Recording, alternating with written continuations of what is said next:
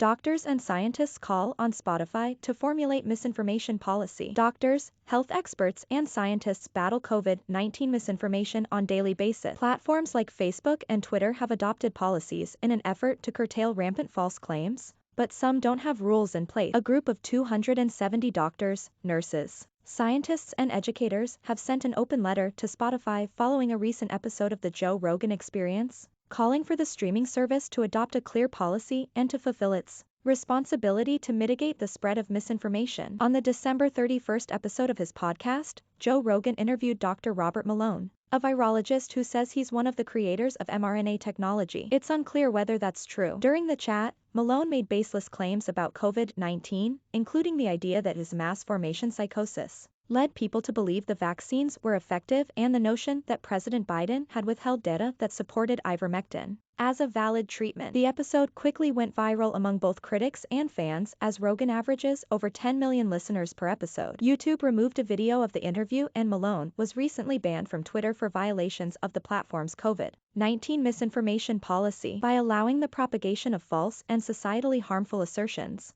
Spotify is enabling its hosted media to damage public trust in scientific research and sow doubt in the credibility of data-driven guidance offered by medical professionals. The letter explained is not the only transgression to occur on the Spotify platform, but a relevant example of the platform's failure to mitigate the damage it is causing. In April, The Verge reported that Spotify was okay with a Rogan episode on which he encouraged 21-year-olds to not get vaccinated. A company source indicated the message wasn't outwardly anti-vaccine, and he didn't make a call to action. The Verge's Ashley Carman wrote at the time, Spotify has taken down more explicit examples of vaccine misinformation, including a song from musician Ian Brown and a podcast from Pete Evans. The company has said in the past that it prohibits content on the platform which promotes dangerous, false, deceptive, or misleading content about COVID-19 that may cause offline harm and/or pose a direct threat to public health, and that when something violates those guidelines, it is removed. However, as this open letter points out, Spotify doesn't have an official misinformation policy like Facebook,